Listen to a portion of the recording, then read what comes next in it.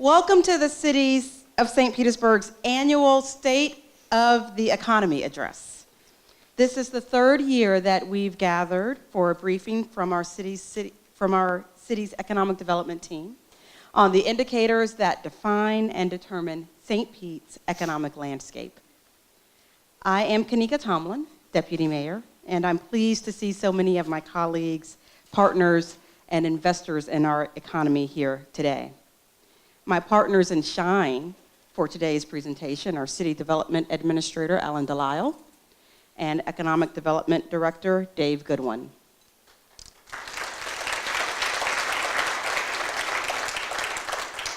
We're also joined today by Mayor Rick Kreisman, City Administrator Gary Cornwell, and Chief of Police Tony Holloway, so everybody can feel absolutely safe.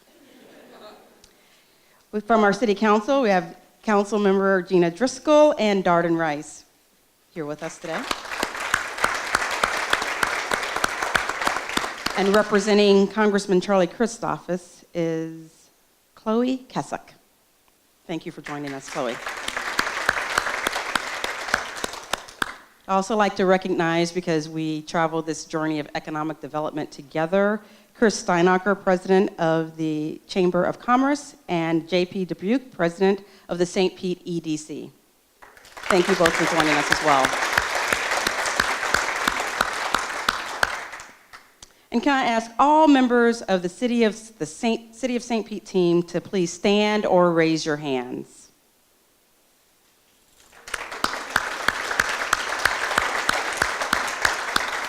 Thanks for all that you do and such great service to our citizens every day. The mayor and I are so proud of your work, and we are really honored to lead your efforts. Understanding the status and trends of our local economy and our comparative place as considered against those cities that aspire to like goals and growth is one of the most important things we can do as a community. It informs our goals, affirms our progress, and incentivizes our continued focus on those things that will make a difference as we continue to move forward.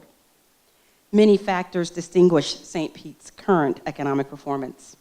There's an optimism in the air, a real buzz that lets us know that something special is happening here, and we're right to feel this way. Today's presentation will give you some specifics about why this is the case. It will also remind us that when it comes to the economy and our goals to advance as a city that leaves no one behind, we can never exhale. Most importantly, it will underscore the criticality of partnerships to our economic performance. We are fortunate to reside in a city that deeply values partnership and is executing on that philosophy in unprecedented ways. From the creation of our EDC to public-private partnerships on our various corridors and districts throughout our city, to our Chamber's Grow Smarter strategy, which gives meaning to it all, partnerships propel us forward. So to all of our partners who are here today, and we count each of you as partners, thank you for helping the sun shine here. Our team is especially grateful to two partners today, Duke Energy and the University of South Florida, St. Pete. Your gracious generosity have helped produce this meeting today, and Duke Energy is the underwriter of today's networking reception, USF St. Pete, our gracious host. So please help me now welcome Jeff Baker, Government and Community Relations Manager for Duke Energy's utility operations in the Tampa Bay area. And Jeff will be followed by USF St. Pete Interim Chancellor, Dr. Martin Tadlock. Jeff?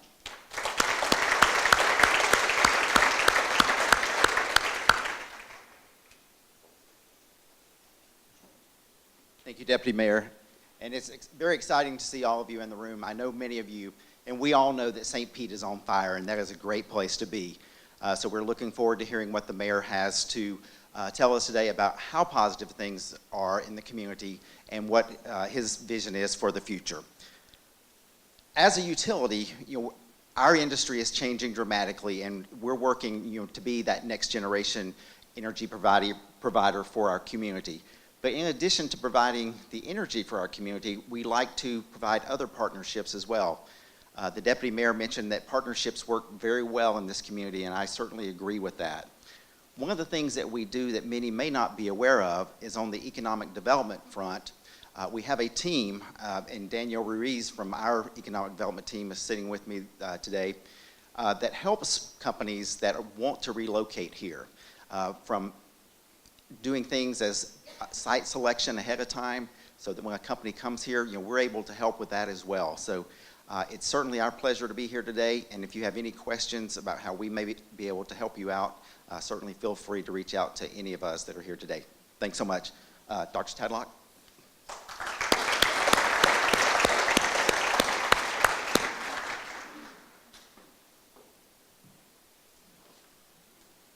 Good afternoon and welcome to USF St. Petersburg. I want to thank Deputy Mayor Tomlin and Jeff for that welcome, and I want to welcome you as well, and I have just a few things I want to say.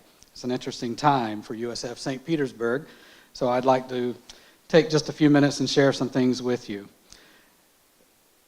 I like to tell faculty and students and staff here that we are St. Petersburg and St. Petersburg are us, which is grammatically incorrect.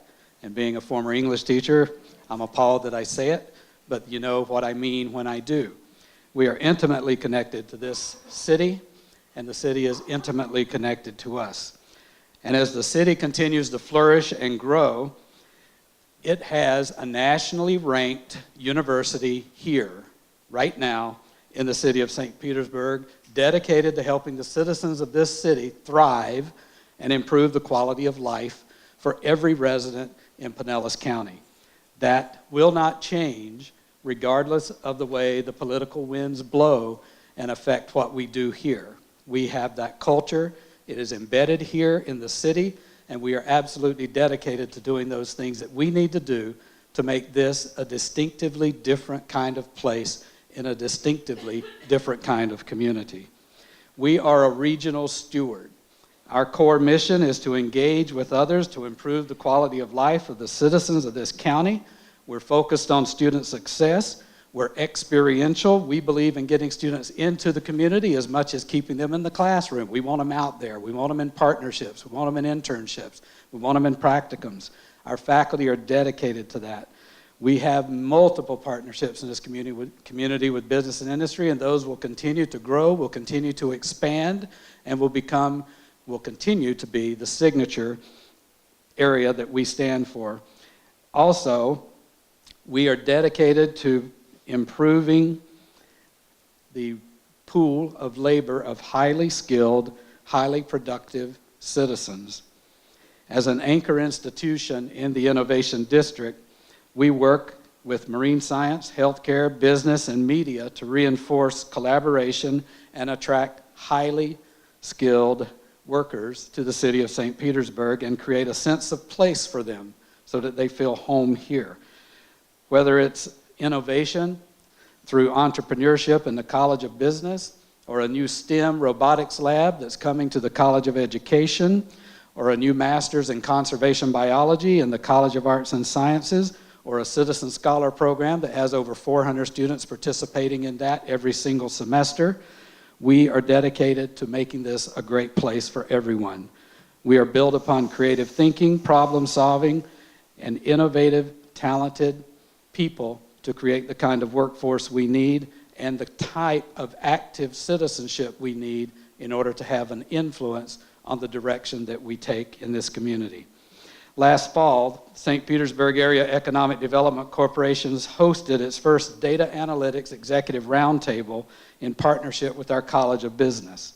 The forum provided an opportunity to present our current curriculum related to data analytics and to assess how course offerings are meeting the needs of existing St. Petersburg companies, and we had representatives from over 30 companies in the region come here to talk with us and consult with us on what our curriculum should be in meeting the needs of the workforce.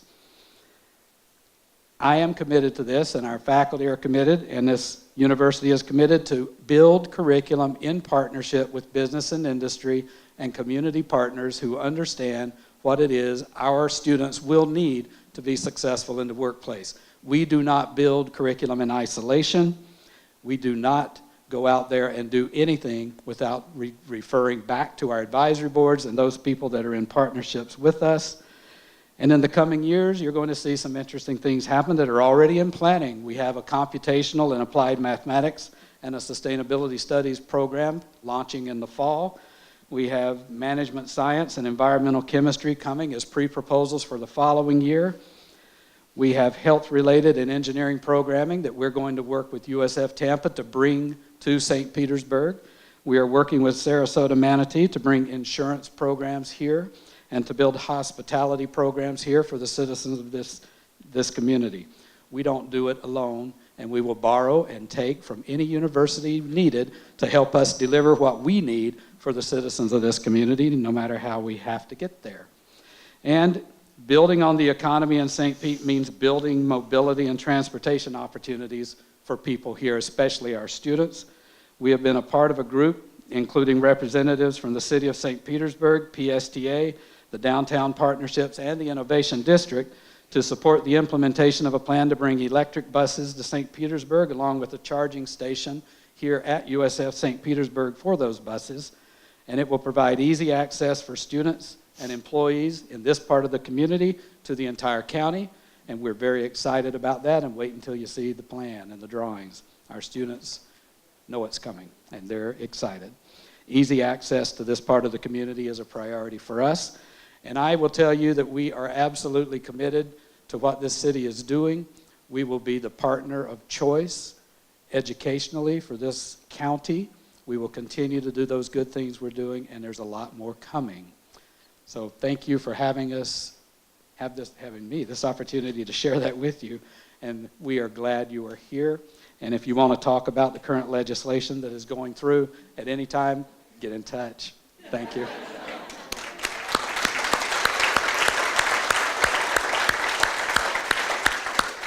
Thank you, Dr. Tadlock. We're fortunate in our community to have 3 distinct institutions of higher learning. They are all beloved. We always leave our institutions of higher learning enlightened and elevated, so thank you very much for having us here. With that, guys, let's get started. Ready to roll? Let's do it. Okay, let's do it. 2 quick things I want to mention. First thing is, we don't do spin in this presentation. This is all data-driven. So it's census data information. So if you get a little bored at some numbers, or because we're going to go through a lot of numbers here, Nobody's going to get bored. Come on now. Set an expectation. If you're talking, maybe that's good. But we're gonna go deep in some cases. So just bear with us. At the end, we'll try to tie it all together. Second thing is, I want to thank the mayor and the deputy mayor for letting us do this. This is the 3rd year in a row, and a lot of communities don't do this because now we happen to have some pretty good news today. But we said early on, mayor, deputy mayor, these are real numbers. We can't fudge these numbers, so there's going to be some good news and bad news. But it's all about making our economy better. And they said, bring it on, let's do it. And the last thing is there's a little twist today, a little different twist. So we are going to show you, we're not going to show all of these, but we've got about 30 trends that we follow on any given year. And we want to know, and now this is the 3rd year, so we know whether St. Pete is moving in the right direction for those trends or the wrong direction. So we're going to keep our eye on that. Second thing is we compare ourselves to peer cities. Because even though we're going up, it might mean, well, we're still far behind, right? So we're looking at peer cities, how are we doing against them? And the third piece, and this is the new piece, is last year there was a regional report that was done. Show of hands, who knew about the regional report that was done? Okay, a few. But it was the first regional report in quite a while, I think, right, Chris? And it measured a lot of the same indicators that we measured. So what we did is we said, okay, we want to know St. Petersburg's impact on the indicators that the region used. So we're going to follow that as well. And we'll explain that as we go through. So having said that, Dave is going to kick us off. All right, let's look at one of the most basic indicators of our economic health is population.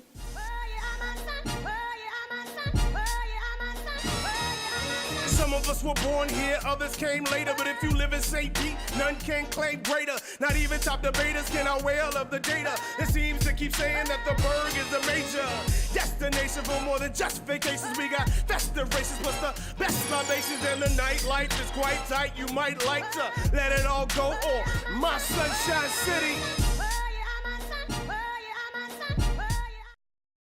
I saw Dave's foot back here. Nobody else did.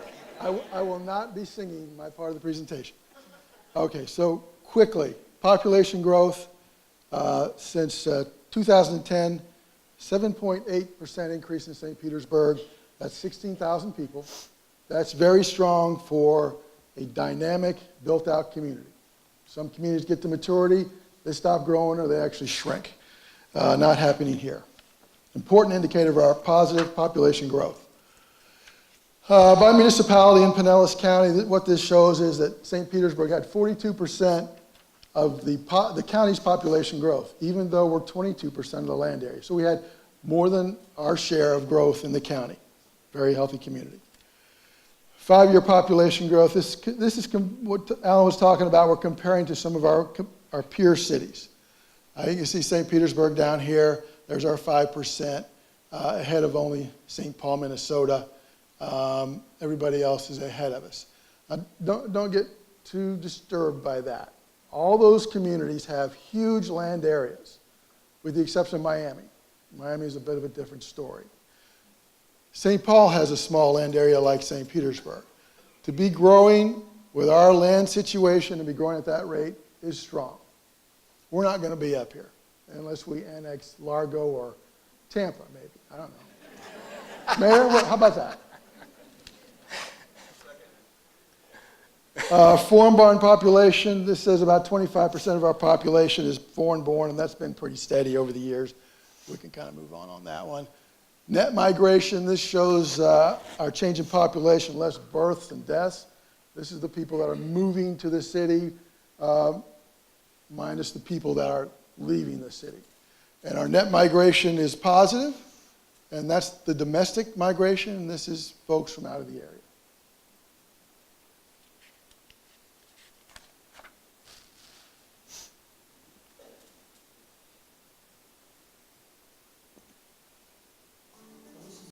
Well, this is a celebration of the many organizations that are helping us reduce poverty in St. Petersburg. And they all play a piece in helping people provide an exit strategy out of poverty instead of simply maintaining poverty. This is a result of a lot of work by a lot of folks. This is what we want to see happening. This is kind of letting us know that the impacts of what we're doing, that we're starting to see those impacts. The investments that we're as a city making in programming and that a lot of others are putting in place are having an impact and are moving people out of poverty. So socioeconomics, really, it's who we are, who all of you are, and what our preference is, what our age is, what our income is. You know, it's the makeup of our economic development potential. So the first thing is, how old are we? Well, our average age is 42.7. Now, in the 70s and 80s, it was 48, right? So it's come substantially down over time. We've kind of steadied out with that, and a lot of that has to do with the fact that we are attractive to the new millennials, to the younger population, which has brought our age level down. Now, we know that we're all getting older in the country, right? I mean, the country is getting older. We're getting younger, but the country is getting older. And so the baby boomers are getting older. So there's that trend across the country. But for us to be attractive to the baby boomers or to the new millennials is a competition that's really quite honestly going on across the country, right? So the fact that we've got an inflow is keeping our age down. And we've shown this the last couple years, but we wanted to show it again. Look at what we were in the 70s, right? Look at this kind of age up here, very narrow in the stomach. I mean, this is maybe good for our diet, but it wasn't good for our economy. Here, we've fattened out. So this is good for very good for the economy because you can see that these age groups here are the ones that feed companies and drive the reason why companies want to be here. If this isn't here, they go elsewhere. So we broke down that critical age group, 20 to 29, or 20 to 39, which is our young professional market. We talk about them a lot, but look at the increase over the years here. Steady increase. 28.5% of our population is now in this age group. We want to keep seeing that grow. We don't want to push all of us out, but we want to see this grow so that our future employees, our employers, and our current employers have a lot of talent to draw from. Our peer cities, you can see, and this is an example of why we look at our data from several perspectives. You can see that we still have a ways to go. I mean, we actually improve the statistics of the count of the region, right? We drive that up. But you can see in terms of our competition, we still have a ways to go. Now, a lot of that has to do with our history. It's going to take us longer to catch up. Educational attainment is absolutely critical. Many of you probably saw the Amazon shortlist, 20 companies or 20 cities that are on that shortlist. They look at this very specifically. They want to know what the educational attainment rate is of the people who live in a community. We do very well with high school graduation rates compared to our peers and compared to the region. As we get into BA degrees and BS degrees, we end up more in the middle. Still better than the region, but in the middle. And then when we go to that critical age group of 25 to 35, again, in the middle. Better than the region, but in terms of our peers, Durham being the highest, look at that 60% rate. You wonder why the Research Triangle Park thrives. That's one reason. So we need to keep building that. And of course, the interim chancellor making his comments is exactly what we've got to do, line up education with business. And this is graduate and professional degrees, again, in the middle, better than the region. Income is another critical phase of this. Income is also paid attention to by retailers, obviously. They want to go someplace where the spending power is there, but also companies that want to move here because, again, it indicates talent and other people that can work in the companies. So the good news is we've had tremendous growth. Over the last 5 years, we've had more growth than all of our peers. That's fantastic news. But as you can see, translated over here, we are in the middle of the pack. Better than the region, and getting there, moving up the ladder, which is important. And again, if you see 2016, sometimes you'll see 2017, sometimes you'll see 2016. It just means that that data is available at that time. Some data just doesn't kick in until a year later. So in some cases, we're going to be a little bit behind.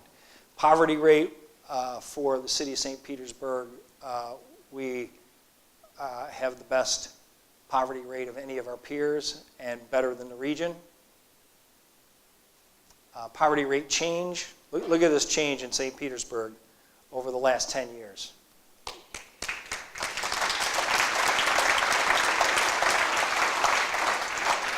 That's good work. And it gets better.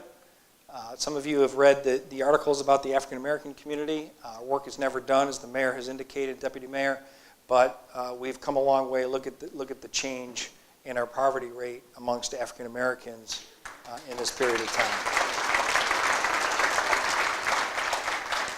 And that's an all-out effort. You know, the mayor and the deputy mayor really believe in, that it's not about a building. Sometimes it is about a building, but more importantly, it's about what's in a building and the people that go in the building. We have started a workforce development program for the South Side and the CRA And in 4 months' work, they've placed 31 CRA residents in employment. So the idea is to target an area and connect them to the job opportunities that all of you are creating. Unemployment rate is the lowest amongst the state and the nation and the region. That unemployment rate is at 3.8% right now, which is amazing. So that's a group of very good-looking slides. We're proud of that. Our strategy to move our socioeconomic indicators in the right direction is unapologetically focused on equity. Let there be no ambiguity about that. We seek improved outcomes for everyone across the board. That means the people sitting here in this room, that means the students in the classrooms that surround this space, and everyone everywhere in between. We know that this evasive goal is where our city's best future waits to rise. And when we say equity, we are referencing every social determinant of success for every demographic of our community, as defined by each of our economic goals individually and collectively. That means poverty eradication programs that produce sustainable outcomes, as well as the creation of high skills, high wage jobs that solidify our community's competitive standing. We need to be a city that attracts millennials. We need to be a city that retains graduates and attracts top talent, and offers world-class amenities for our residents at every stage of their lives, at every level of income. We must be a city that has desirable housing stock for families at every stage of the life cycle continuum. This is our work. Those in newly married millennial families, to those who are having kids, to retirees who are celebrating empty nests. Our numbers tell us that our concerted efforts and focus is making a difference. While there's still so much to be done, we're making great progress in our work to shift the poverty paradigm. We're outpacing all of our peer cities and our nation when it comes to poverty eradication.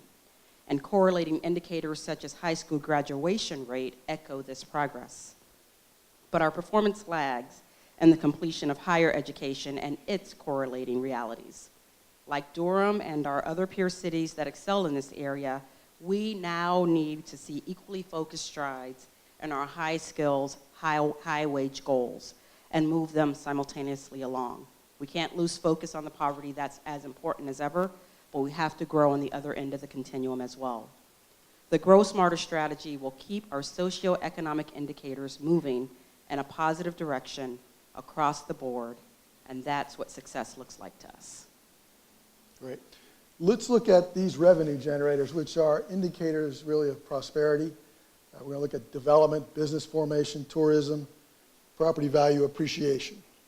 This hotel and this space really does represent something special that's happening in St. Pete right now. You see it as you look around our changing, growing skyline, and the first Hyatt property in St. Petersburg. And from what I'm told, and I haven't been inside yet, but from what I'm told, this one is unlike most other Hyatts that exist, and it is truly something special and really fitting of a community, and it really reflects what's special about St. Pete, the arts and the culture of St. Pete. The thing that's most impressive to me is I've done this for years, and I have never seen residents turn out for an opening of a hotel.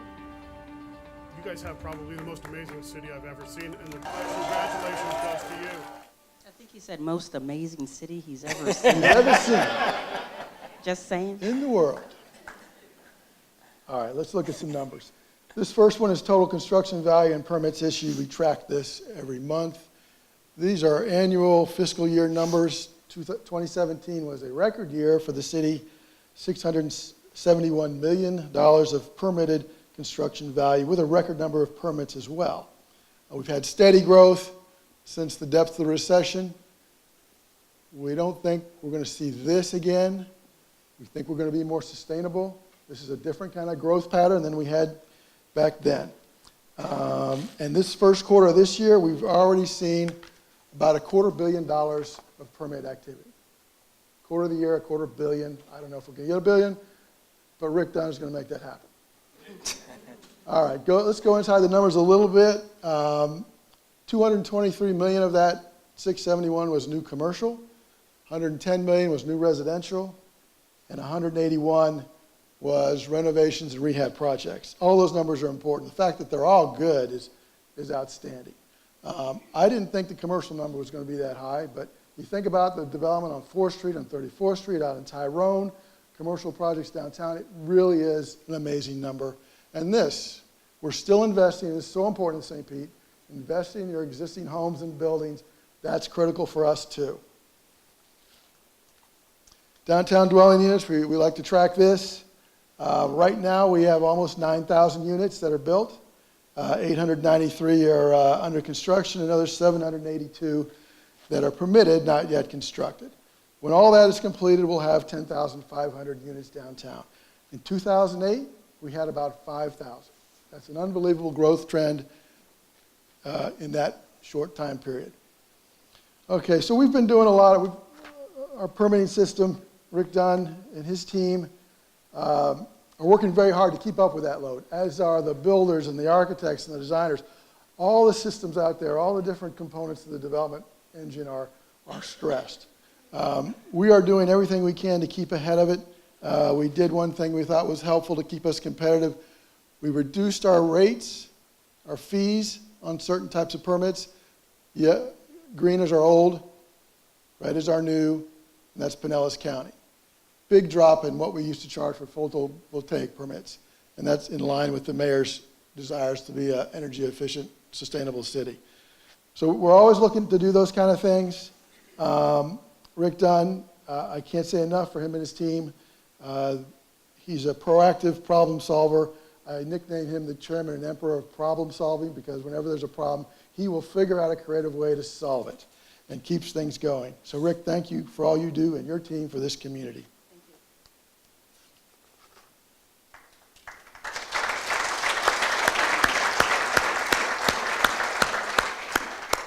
Okay, also we had a number of changes to our land development regulations. Don't yawn too big, but I'll try to get at what this is about. You may recall there was a long, drag-out city council meeting back in July or so with Liz Abernathy standing up there handling a lot of it. That was kind of the result of us looking at how we were doing things and identifying ways we could allow more housing opportunity in the city. We reduced some design guideline requirements. We reduced the minimum lot requirement. We made it easier for accessory housing units. And we also ended up in, and we didn't start out this way, but we ended up in this big discussion about houses in St. Pete are being built too big, and they're out of character with the communities, the neighborhoods are being built in. So we added some changes to the code to make that maximum house size a little bit smaller to fit in with the community and to have additional design to those homes so they look better in the neighborhoods, and this is just certain neighborhoods, in those neighborhoods. So we feel like we've drawn a balance, that we're still going to have good, strong residential growth, and we're not going to lose our character. And we don't want to lose sight of that. The character of this town is so important going forward. It adds value to this community, and it's important to fight for. So Liz, you and your team, tremendous work. Thank you very much.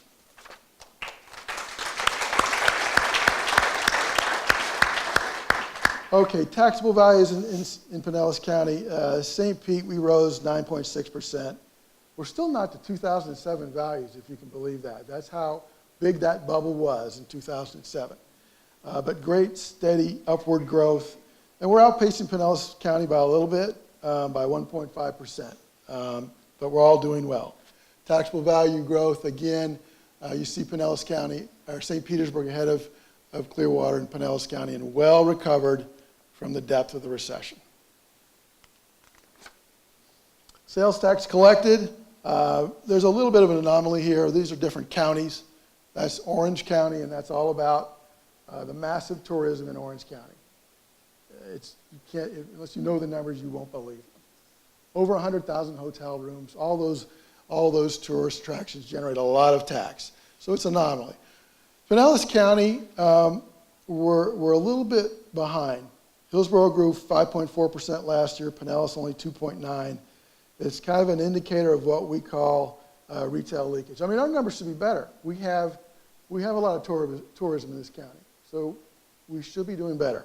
somehow retail spending is getting out of the county, it's going to International Mall. I don't know, you all tell me where you shop, West Shore Mall, Citrus Park Mall, Brandon Mall, the Sarasota, whatever. I don't go north of Fifth Avenue, so the rest of you, shame on you. But that's a challenge for us. Tourism, these numbers are great. Total visitors are up 2.5%. Occupancy rate a little bit down. It was 77% in 2015, we're at 71.5%, but that's still up 26% from 2010.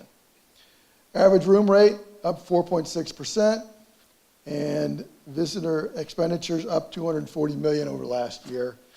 And the big number, economic impact, sorry, I got ahead, $9.7 billion economic impact annually. That's up 53% from 2010. Alan? Dave, you know, it's awesome the way our city government, city council, and engaged citizenry works together to really try to come up with guidelines that reflect the goals of the city. It's awesome. Our economic development team, city council, and other partner stewards of our economy are really working hard to make sure that our infrastructure keeps pace with our progress, that our policies and practices reflect our intent and our growth.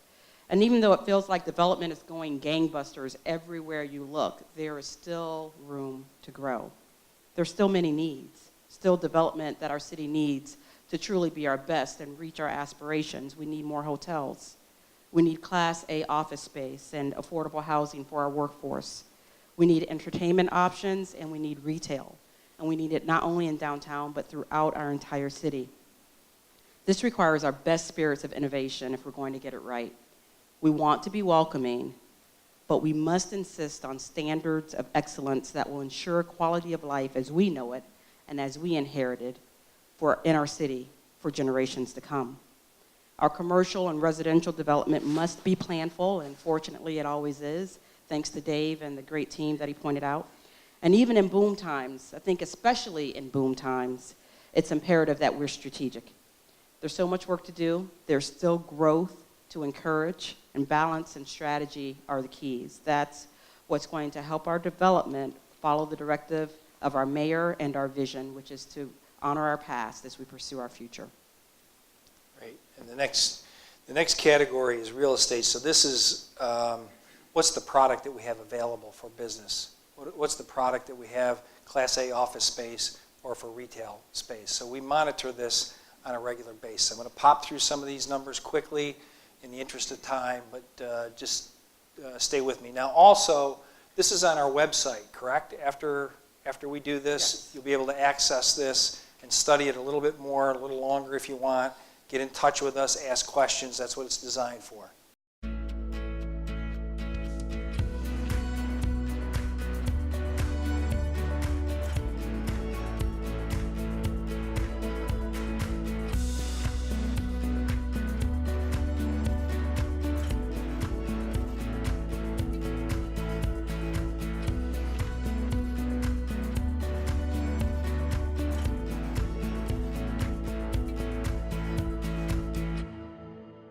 Nothing fancy there, but it basically says, hey, we've got these different areas of town, and they're all distinct.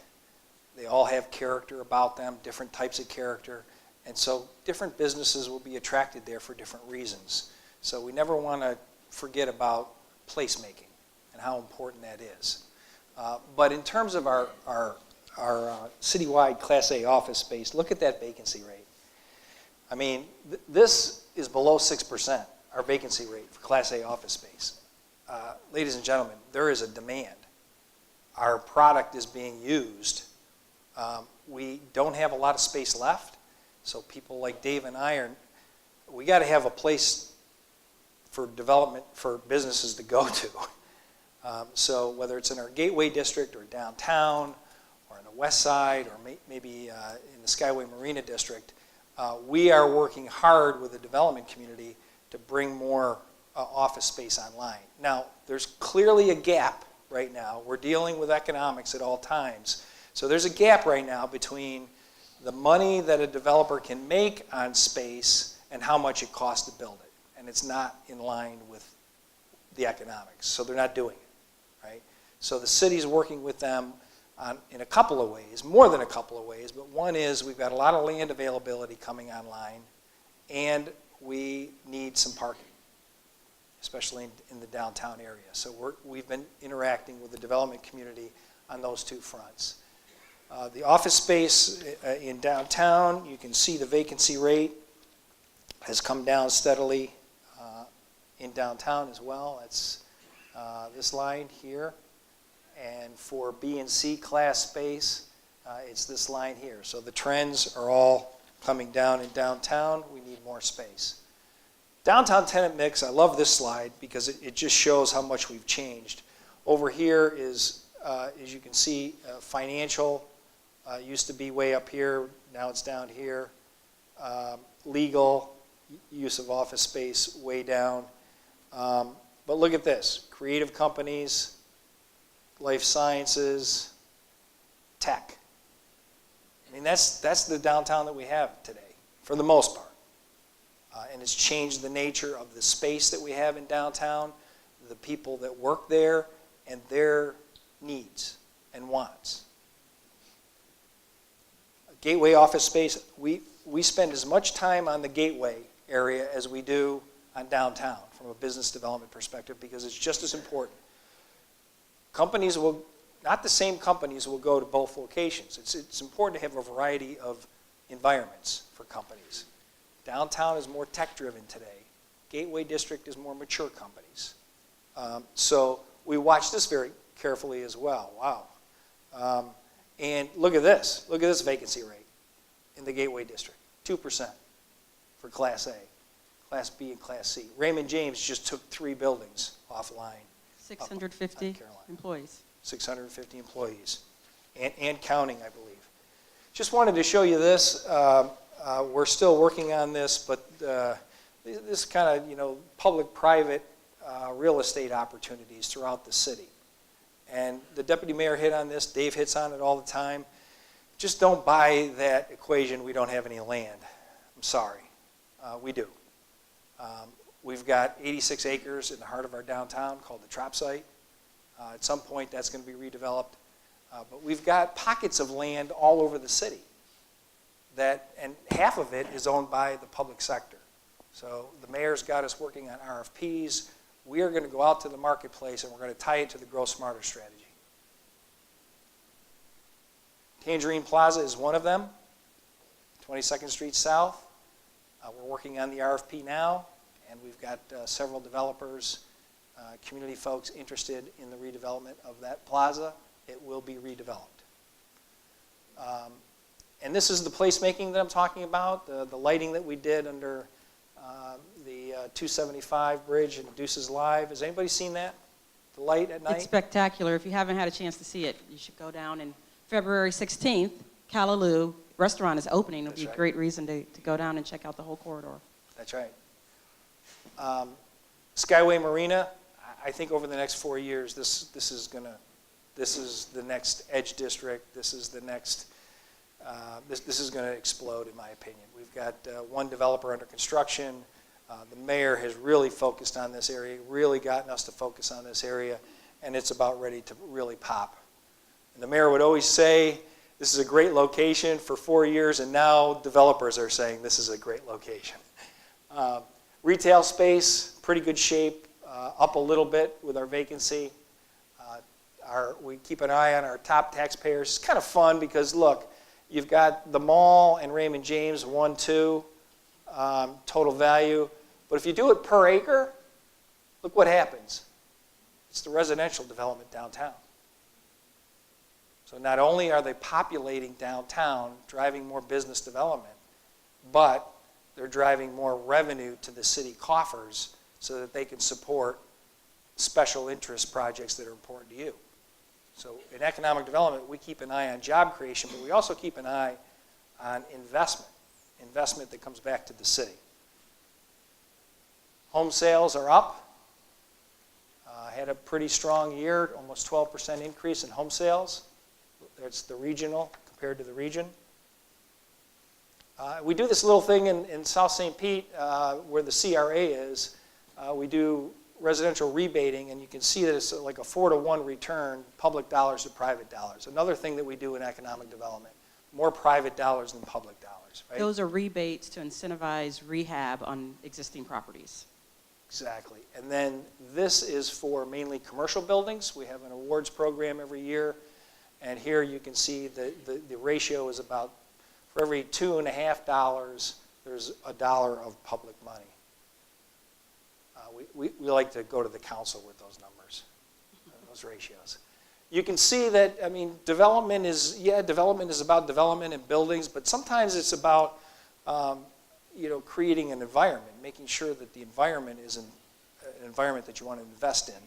So you can see that with vacant land and vacant and boarded housing, we've gone from 600 roughly in South St. Pete over this period from 13 to 17 down to about 150. So that's the part you don't read in the paper, that's the part you don't see. But creates future development sites for us. Change in property values in South St. Petersburg, look at this trend. Again, you don't read about that in the paper, but moving in the right direction. The mayor has submitted a grant application to the Bloomsburg Foundation to focus on affordability and housing moving forward. We hope to hear from them soon. And Tropicana Field, I mean, I don't know, Dave and I were with a developer the other day. It was a national developer, might be in this room somewhere. And he said this is the most exciting, most important site. Give them a view of the site, Alan. Oh, geez, that's right. I forgot that it was in there. The most important site, not in St. Pete or Pinellas County, but in the state of Florida. The most important site in the state of Florida. And we know that. We know you've got 86 acres in this vibrant downtown. What we can do to that, tying it to the Grow Smarter strategy, working with JP and Chris, working with the right types of developers, whether there's a baseball stadium there or not, it's going to be a job generator for the next 50 years, if we do it right. And we might want to have a couple of universities located there with some research. But look at that. I mean, is that incredible or what? Right across from the Tropicana site is the old police station. Chief, you still here? I don't want to say, Chief, I don't want to say anything. You're still there, right? You haven't moved yet. Okay. Well, we're not going to move you out, but when you do move out, we're going to redevelop that site. Of all days, I picked to wear white. That was something else.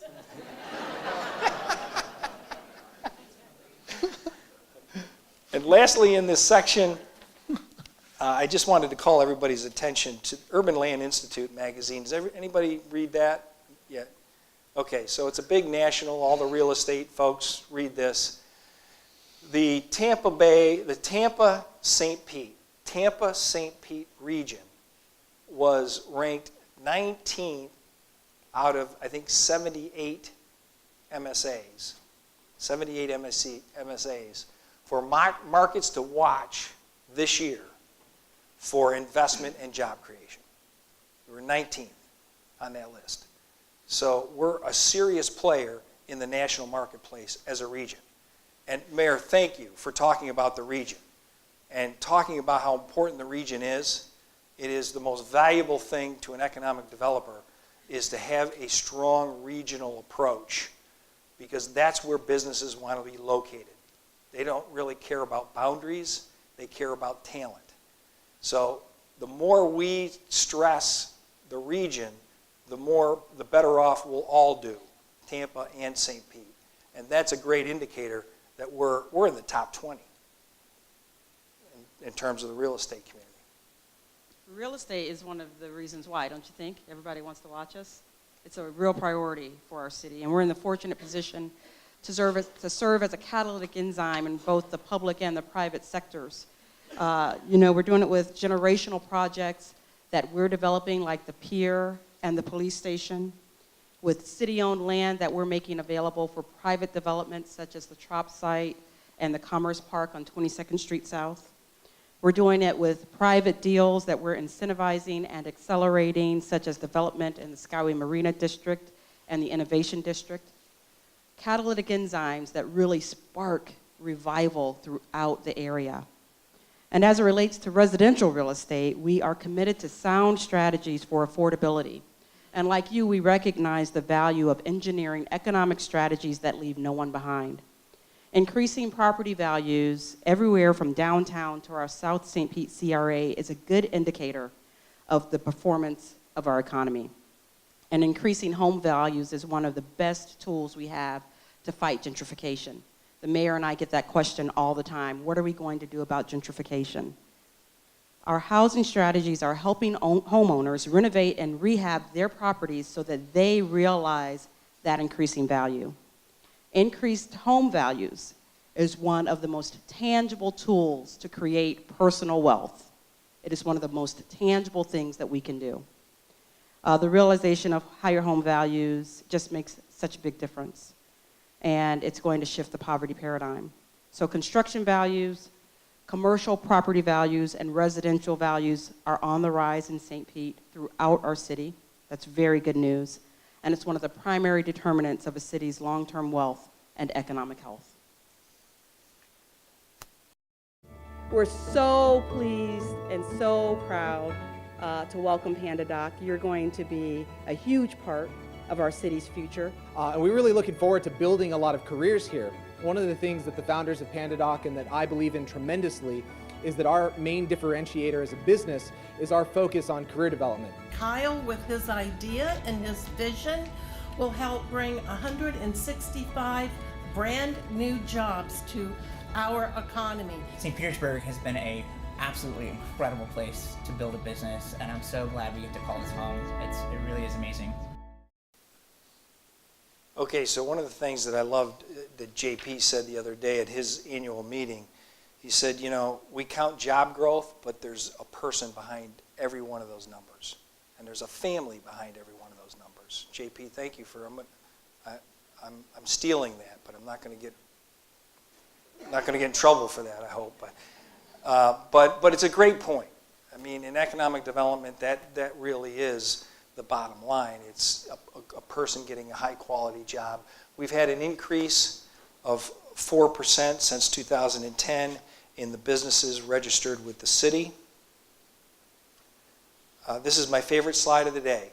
I wish I could talk a long time about this, but suffice it to say that we've had one of the best job growth years from 16 to 17 in the history of the city. 3,000 net new jobs. Now, net new jobs is the key. A lot of people talk about, you know, announcing jobs, that sort of thing. No, these are census data, net new jobs. Jobs we lost, jobs we gained. We ended up last year with an increase, the pluses and minuses, we ended up with an increase of 3,000 new jobs in St. Petersburg. Yeah.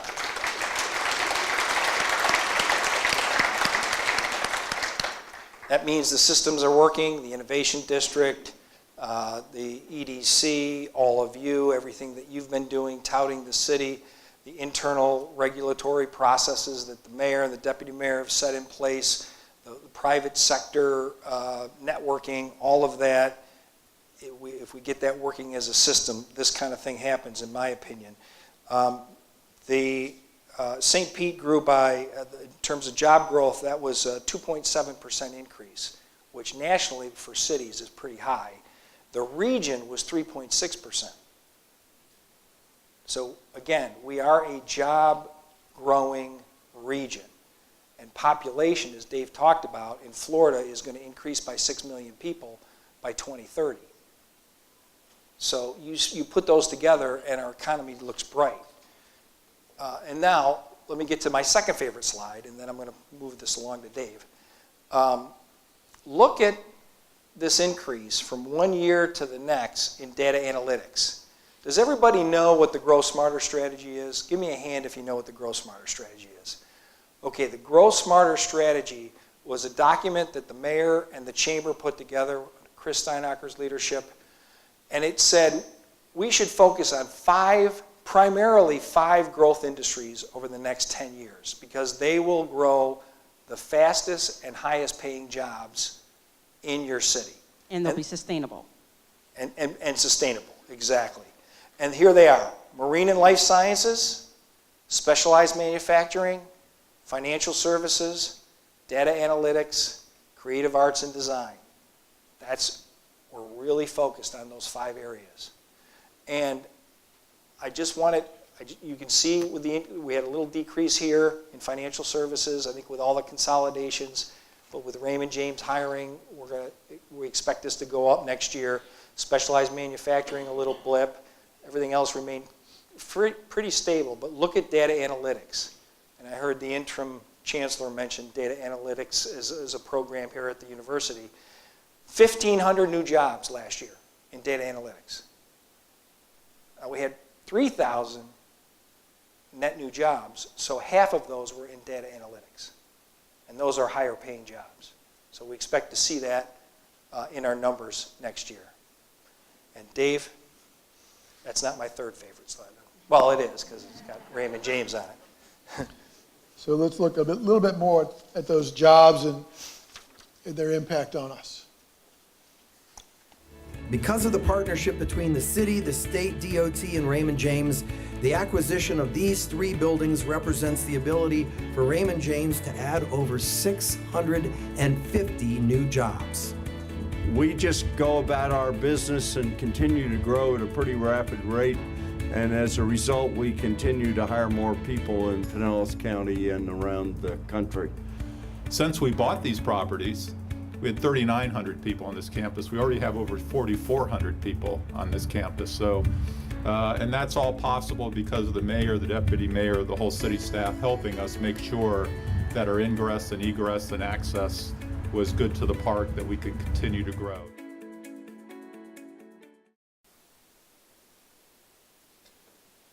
Fantastic announcement by Raymond James, 650 jobs up in Carillon. So let's look, these 2 next charts are pretty important. Average annual pay comparison with some of our competing counties. And you'll see where we are, Pinellas County. We're down here close to the bottom. We're ahead of Orange County. Of course, Orange County has a ton of tourism jobs.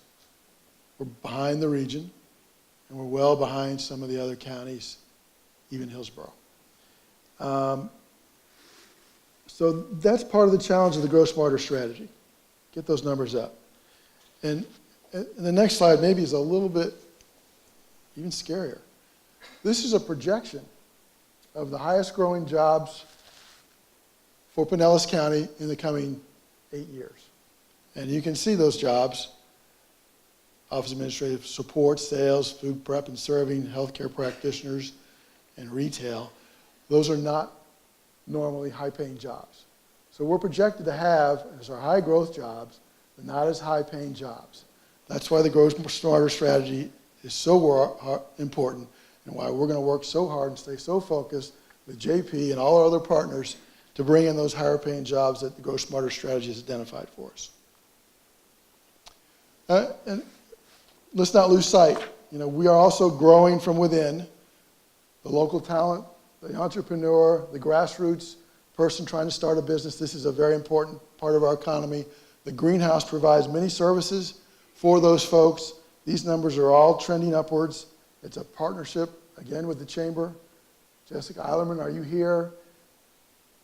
Hi, Jessica. Great work, great numbers. Sean Kennedy, I don't know if Sean's here. Those 2 work together to grow this operation and improve the lives of citizens of this city. $10 million in contracts awarded.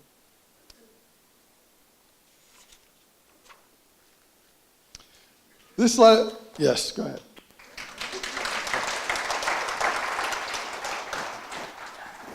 This slide is about innovation. Patents per 10,000 residents is the stat that they come up with, the metric. And you can see we are kind of middle of the pack, but we have improved. We've improved by almost 50% since 2011. So that's very important to know. We're not up there with the Durhams and the St. Pauls and the Miamis, the Orlandos. We're not up there with Tampa yet. So that's why we're, again, focused on Grow Smarter, the Innovation District, the importance of the Johns Hopkins Research Institute being here. That is a game changer when that starts up. You're not going to believe what that's going to bring into town. All right, this is the Sophia slide. Sophia Sorolis.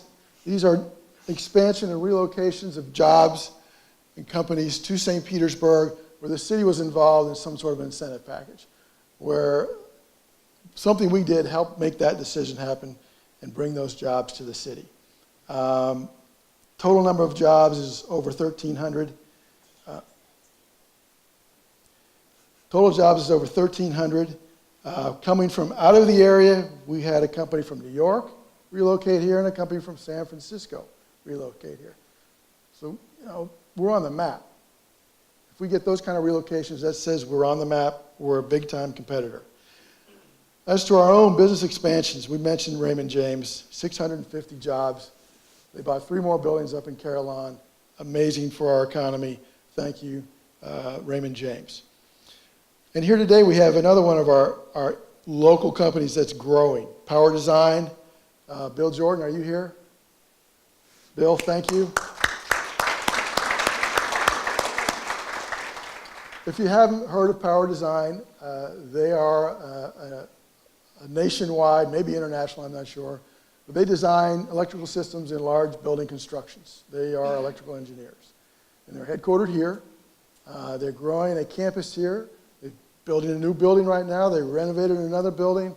They've added a recreation area. It's a fantastic campus and, in fact, fantastic investment in St. Pete, and those are high-paying jobs. Thank you, Bill. Alan. Just quickly, the amplification of the Grow Smarter strategy is not a devaluing of other, or the 5 target industries. It's not a devaluing of other industries. It's actually quite the opposite. It's been shown that that is our best hope for a sustained, strong economy, which will create more opportunity for everyone. It truly is the tide that lifts all boats. So the more we all get behind that, the better we all will do. That's a great point, Deputy Mayor. I want to move to transportation. I'm going to hit on this briefly. And Evan, I know if I don't spend 20 minutes on this, Evan's going to be upset, but we don't have 20 minutes. And if you do, you're going to be in trouble. Yeah, right. See, Evan, I'd rather be in trouble with you. But Evan Morey and is Whit Blanton here as well? Whit, thanks for your regional leadership on transportation. And Evan, thank you and your team for all the work that you do for the city of St. Pete. Because transportation is a big issue. You're all dealing with transportation. We're going to talk about the needs moving forward, but before we do that, let me hit on this. 2016 and 2017 were huge years for the City of St. Petersburg's transportation efforts. We launched the historic Cross Bay Ferry pilot program, set up 30 stations with a total of 300 Coast Bike Share bikes, dialed in on the Complete Streets program, and were awarded the Silver Level Bicycle Friendly Community Award. The more we can get people to utilize alternative transportation and do it in a safe manner for both pedestrians and bicyclists, the greater the opportunity to get people out of their cars, making us a cleaner, healthier city. We are working on Complete Streets. Complete Streets doesn't mean we're going to slow every street down. We're going to have our main arteries, but we are going to focus on pedestrian and bikes, and that a street has to be shared by all modes of transportation. And Evan and his team have a master plan in place moving that forward to the City Council. Downtown circulator study, we're almost through with that. Chris, I know we're not there yet, but we're close to the downtown circulation study going in place. Got a state grant to make this happen, and we're going to have a different route for downtown for today as opposed to the downtown of 10 years ago. We're going to include the Innovation District, for example. And then bus rapid transit. Who's been reading about bus rapid transit? Got some, regional ideas going on about that, but we're first.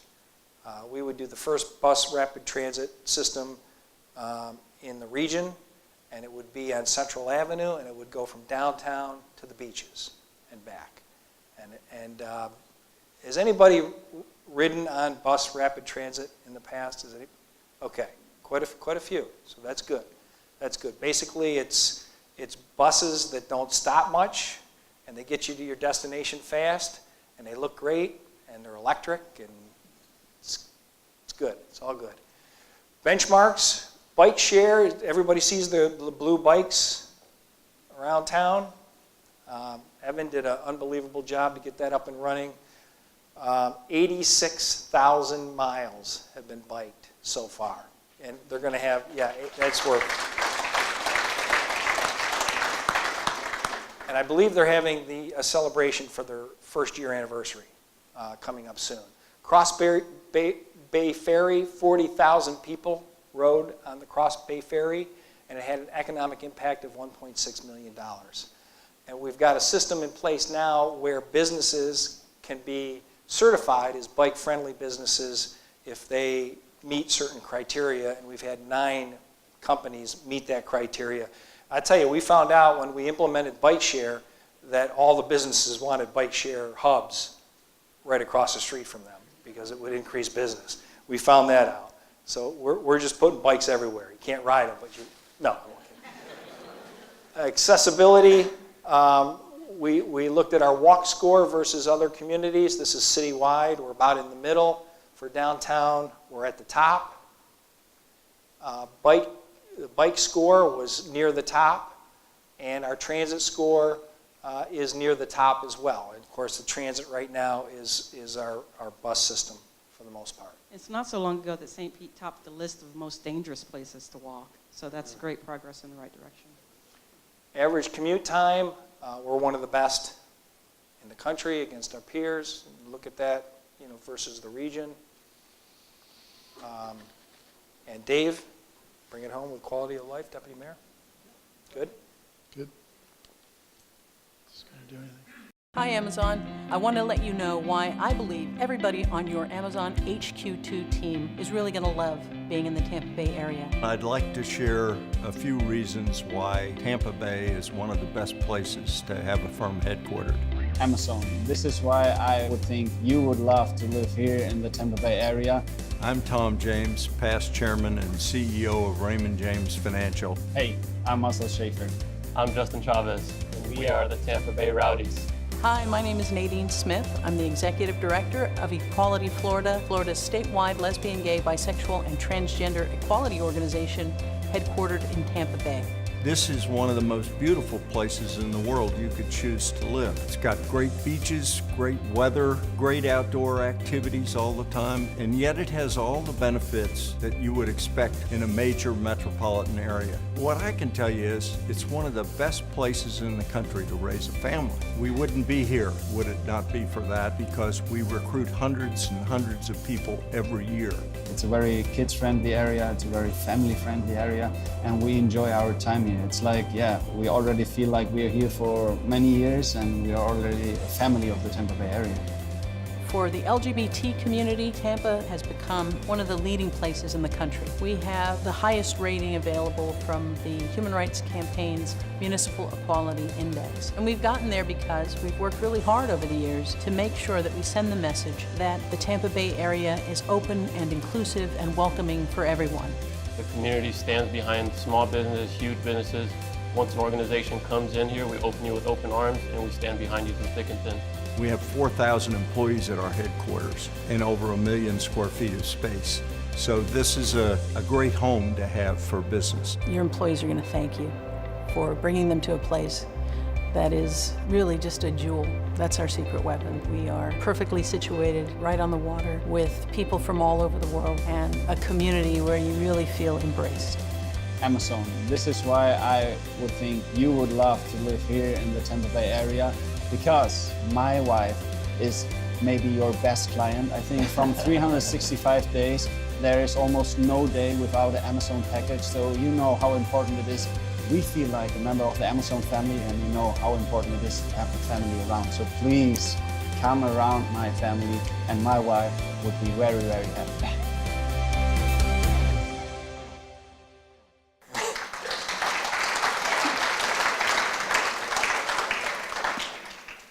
So obviously that was the Amazon, part of the Amazon package, and we shine in quality of life. So we'll touch on a couple of things related to that. There's so many. But I want to mention the sustainability initiatives, which have been a priority of the mayors and several council members in the past and going forward to change the culture of the city organization and to change the culture of the community to think more sustainably and have better sustainable practices.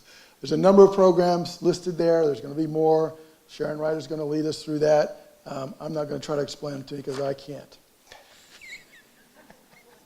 All right, so cost of living index.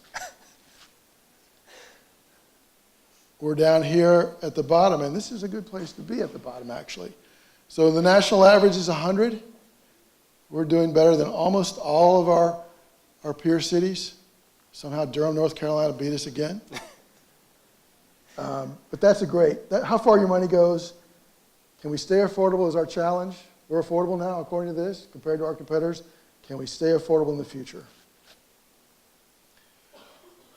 Investing in our community, our quality place, our sense of place, our amenities, that's what the pier represents. A signature amenity for the whole community, accessible to all. We got to keep doing that, and there's plenty more opportunities around town once we finish that pier to do more.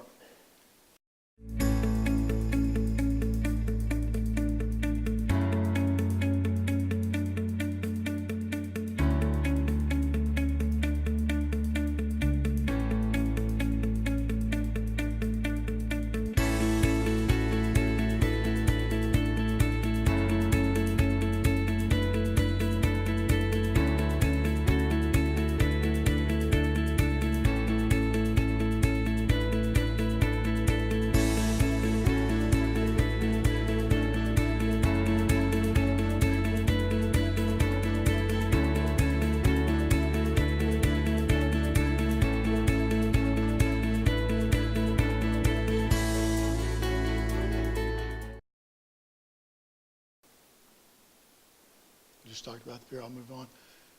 Also, the new museums, we've got a great collection of museums already, right?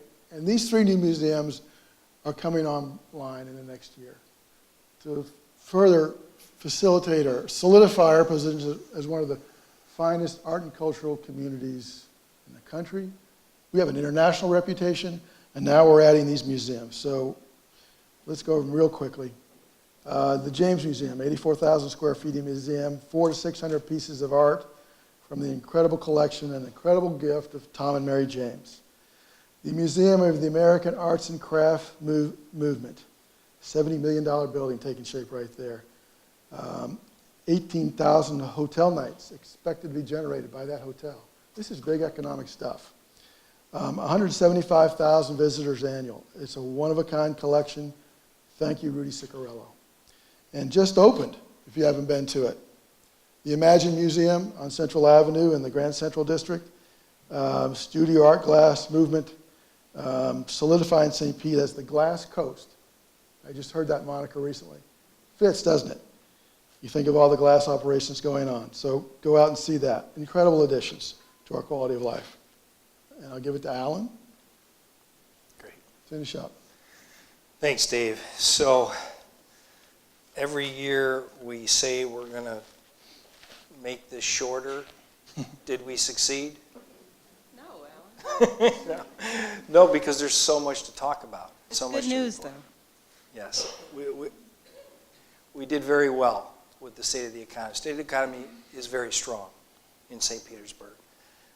Grow Smarter strategy, our competitive advantage, right? We compete every day against other communities for business. Every day.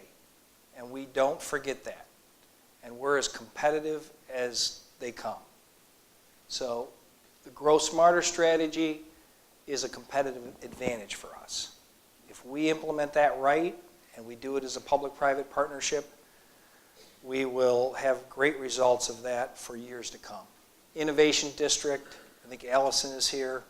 Allison, working on some great partnerships between the marine and life science research. Imagine the industries that can grow in the future. Pier District, Dave talked about. Johns Hopkins Education and Research Building. Somebody said the other day that they've hired they just brought in 3 or 4 new people, world-class talent. They each bring 10 to 12 support people with them for that new building. So what an impact that will have. And there's room and ways for your organization to be involved with every one of those elements that give us a competitive advantage. If you're not, we really encourage you to do that outreach. Population growth is up, youth population growth is up, job growth is up, data analytics, we had a banner year, revenue generators are up, median income is up, local transportation is up, real estate vacancy, unemployment, and poverty down. We need areas of improvement though. We're not burying our head, as Dave mentioned. Regional transportation is a serious issue. You know that we didn't get selected by Amazon in the top 20.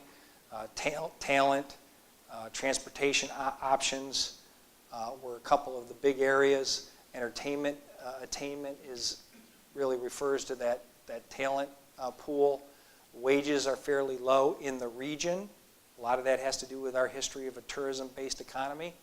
Office space, we need more of it, as we talked about. The entrepreneurial ecosystem, tremendous pods of talent all the way through that, support systems, but are they working together as good as they can be? And how does it connect with our Grow Smarter strategy? And the Deputy Mayor has talked about residential affordability. Here are some of the kudos that you've been reading about throughout the year. I'm not going to go through all of them, but it's best of this and best of that. So we're very proud of that. And then we just did, I think of Chris Steinacher on this slide because it's like, okay, whittle it down, bring it to a conclusion, whittle it down, what does it say? So what we did is we said, okay, we measured 30 different indicators. 27 of the 30 of those we increased, we went the right way. The numbers went the right way 27 out of 30 times for our indicators. Peer cities, and this you've seen, 13 out of 21 times we were in the top 50, 50%. We got some work to do. We still got some work to do here with our peers. And then St. Pete, kind of as it relates to the MSA or the regional report that was issued last year, 15 out of 20 times we did better than the regional report or the regional indicator. 15 out of 20 times we did better than the regional indicator. So we thought that was pretty good. Okay. Dave, can you come back up here for a second? Oh, jeez. So we would be turning it over to the mayor now, but before we do that, we do have some bad news, and we do have an economic indicator that's going in the wrong direction. Dave is going to be retiring in May. I finally have that right. May of 2018. Got that right? I said 19 and 20 for years, but I couldn't change it. So, Dave, I wanted to mention something to you. We have admired your work. I've admired your work for 3 years. This community has admired your work for 32 years.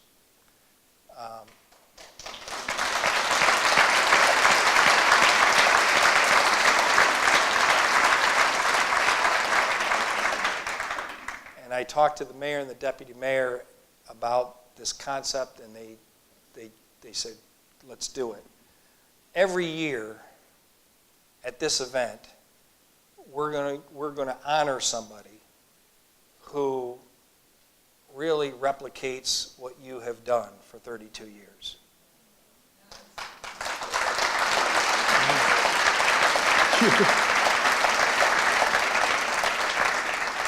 And it's going to be called the Dave Goodwin Excellence in Development Award.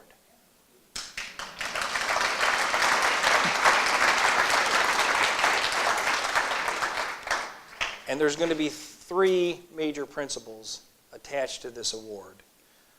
Number 1, they have to show excellence in both planning and economic development. Dave is a rare bird.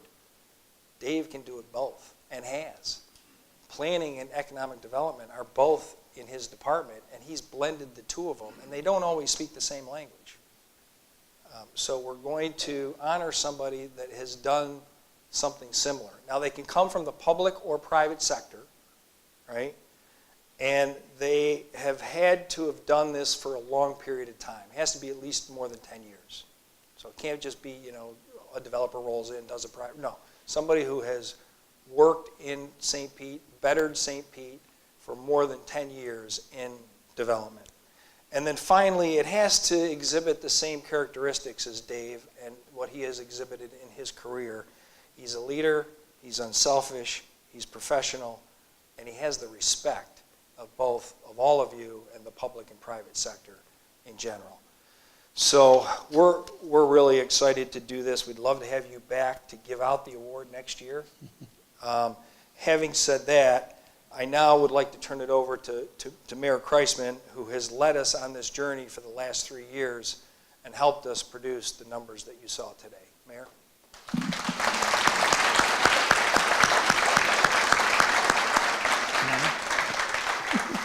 Thank you, Alan. Good afternoon, everyone. Before I get into my comments, I did want to say one thing, and Dave didn't know we were doing this today. First of all, I want to thank Dave for the last 4 years in particular for putting up with me every time we'd have a meeting. Dave would walk in, and in my serious self that I am, I'd go, "Hey, is Dave home? Hey, man, Dave's not home." I never get tired of that, Mayor. Don't understand. I never get tired. But in all seriousness, I had the honor of during my 6 years on City Council of working closely with Dave, but more so in this role as mayor. And Alan said it. It is very unique in public service to find someone who excels not only at economic development, but in planning also. It is a rare talent to find someone who possesses both of those skills. And we have been so fortunate to have had Dave Goodwin working for us for all these years and giving us his time and his talent and countless hours and really changing the face of St. Petersburg, because we are a very different city and we owe a lot of it to this man. So thank you, Dave.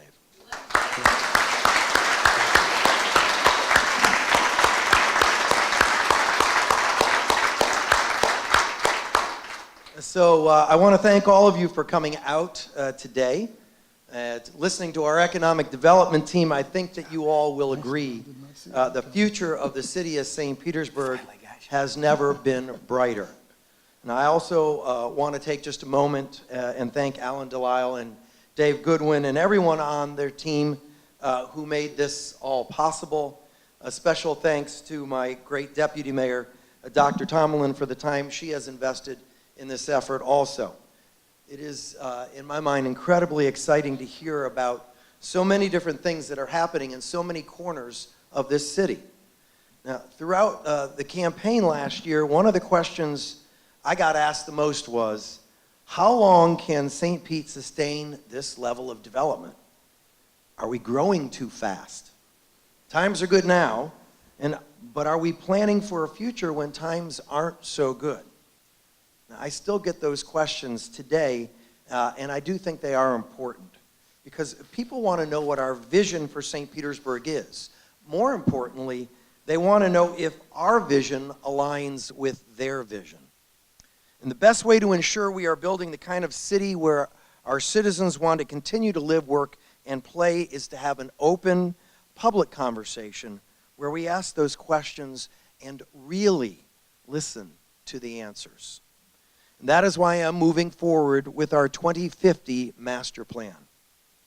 We will listen to the people from all over the Sunshine City, and we'll plan out exactly what we want St. Pete to be.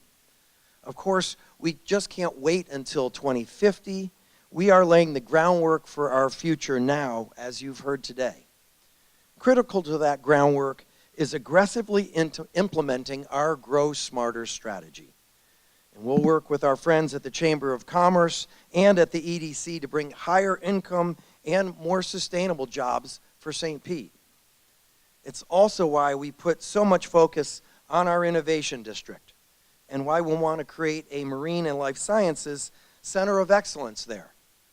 We know that if we can marry those two research fields, we can attract new companies to the area and support the ones that we already have. And one of the cornerstones of that entire area, specifically the port, could be NOAA's regional center and the more than 200 marine sciences job that would come with that. Getting them here is a top priority of me and of my team. And while we're talking about our waterfront, the St. Petersburg Pier is going to be finished before you know it. And I hope you all will join me for the ribbon cutting early next year. I see the completion of the pier not just as an expansion of our iconic waterfront park system, but as an exclamation point on our unique downtown experience. The development of our new pier has been long and complicated, and Lord knows it hasn't always been easy. But things that are worth it seldom are. And that's how I feel about our Tropicana Field site. Now, I'll leave the discussion about whether the Rays are going to stay or going to go for another time. And I'd love to have them stay right on that site, because I still think that's the best site for them in the Tampa-St. Pete region. But if they go, that's okay too, because either way, St. Pete wins. We're going to redevelop the Trop site into a place that welcomes new office spaces, university and research facilities, spaces for retail and commercial businesses, and affordable housing for those who teach at the university and work in those office towers, research facilities, and commercial businesses. And this is critically important. We are going to develop that site in a way that honors and benefits South St. Pete. We're going to make our city truly a city of opportunity, where the sun shines on all who choose to live, work, and play here. Our unifying economic development strategy for South St. Pete is going to mesh perfectly with our economic development strategies for the rest of the city. We're going to continue to work with residents and stakeholders to be entrepreneurial, to invest in their community, while also encouraging new investments and an infusion of new talent there too.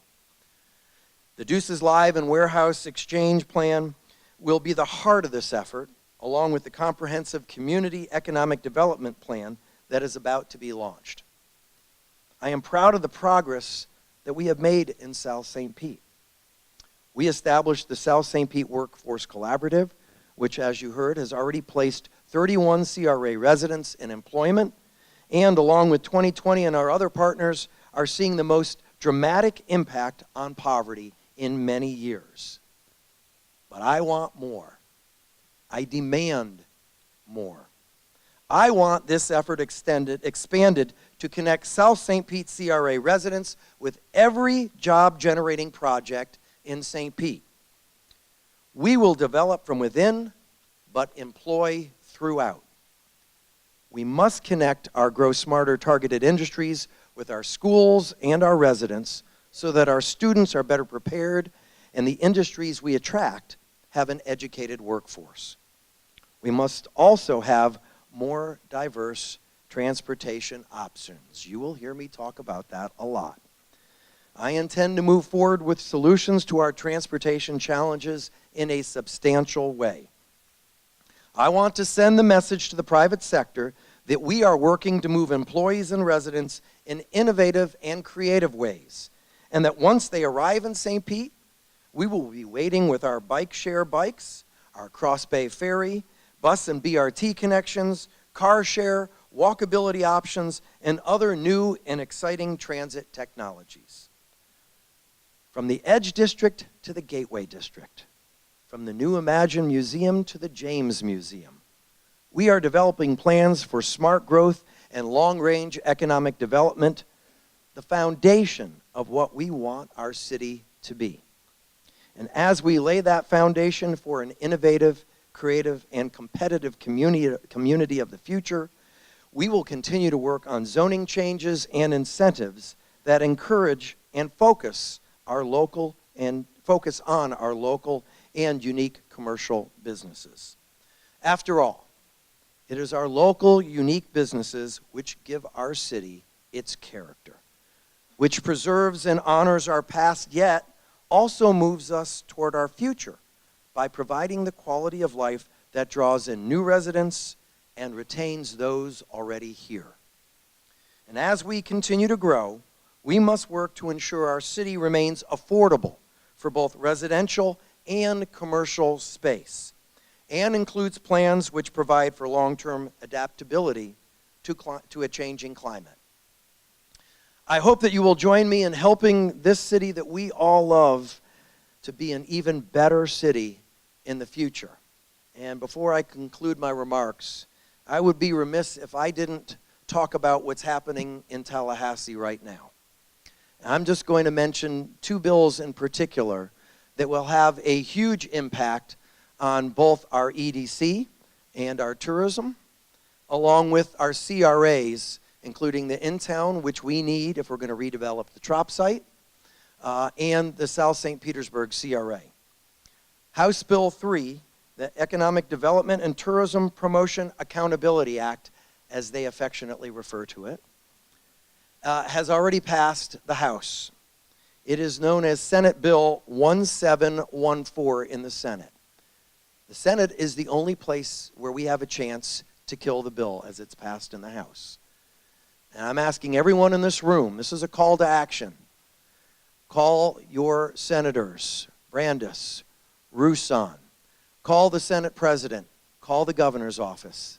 Tell them that this bill is bad for business in St. Petersburg.